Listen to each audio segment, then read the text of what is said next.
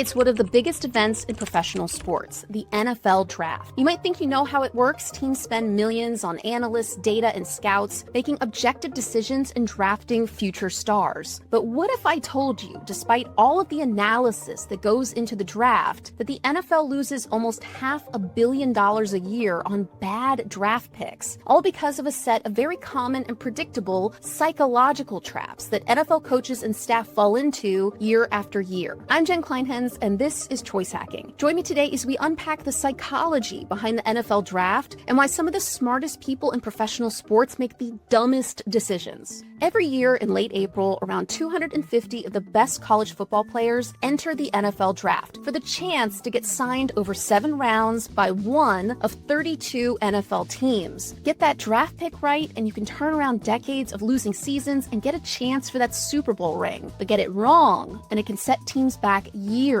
Given how high the stakes of draft decisions are, you would think that teams would have drafting down to a data-driven, objective science and steer clear of every single emotional, mental, and psychological trap that could possibly blind them to a bad decision. Names like Jamarcus Russell, Ryan Leaf, Achilles Smith, and Johnny Manziel haunt the war rooms of every team. But the thing is, these teams that draft these legendary busts aren't stupid. They don't lack data, analytics, good scouts, or an experienced coaching staff. And in fact, despite this glut of data, behavioral science, and Moneyball-like tactics injected into the draft process over the past 50 years, there is no clear evidence that NFL teams as a whole have gotten any better at figuring out who to draft. The question is why? But the answer, unsurprisingly, is down to a bit of psychology. To explain what I mean, I'm calling an audible and inviting Choice Hacking's very own head of strategy to talk through the psychology of one specific draft bust that wasn't just expensive, it was personal.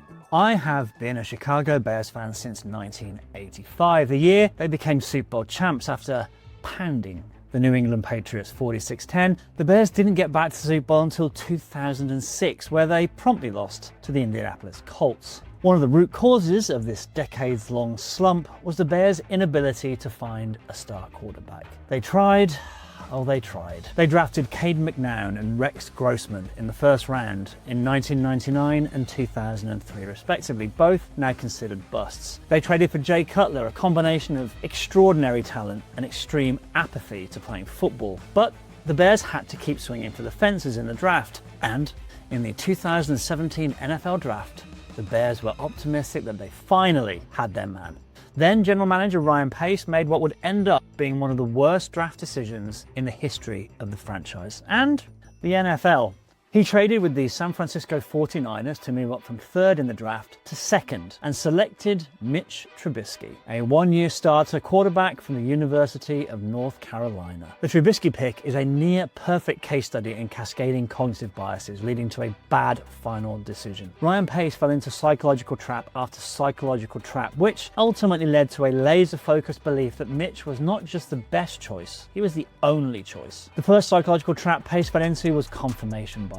You might have heard of this one. Confirmation bias describes our tendency to seek out, favor, and recall information that confirms a pre-existing belief, whilst just ignoring any information that might prove you wrong. In Pace's case, the pre-existing belief was formed remarkably early. According to reporting by The Athletic's Dan Durkin and ESPN's Chris Mortensen, Pace and Bears chairman George McCaskey had privately decided on Trubisky nearly a month before draft day. And once Pace had made that call, the subsequent player evaluation process was less about finding the best answer to the Bears' quarterback problem and became a process of cherry-picking information to support a decision he'd already made. Pace did not just unconsciously filter out bad information about Trubisky, he created a decision-making environment that made it really, really difficult for dissenting opinions to get to him. And there were many dissenting voices. According to Bleacher Report's Kalen Kaler, who spoke to multiple sources connected to the Bears, Pace's love for Trubisky was not unanimous amongst personnel and coaching staff. Head coach John Fox had ranked Trubisky 3rd among the quarterbacks, behind Deshaun Watson and Patrick Mahomes. But Pace shut all that out by creating a process that was described by the late great Jeff Dickerson, then of ESPN, as a covert operation. It's one thing to try and keep something from leaking out to rival teams, but Pace kept his true intentions secret from people inside the Bears HQ at Hallis Hall. Why is this such an issue? Because research has consistently shown that diverse groups, those with genuinely different perspectives and ways of thinking, make better decisions than teams that all look and think the same. But by keeping everything hush-hush, Pace silenced the diversity of thought he needed to ensure that Trubisky was the right draft pick. Pace had prior history with the quarterback position that almost certainly shaped his 2017 decision. While he was the director of player personnel at the New Orleans Saints, he had looked into trading up for Marcus Mariota in 2015 and Carson Wentz in 2016, but failed to make either move. Not making moves for those quarterbacks motivated Pace in 2017. He would do whatever it took to get Trubisky.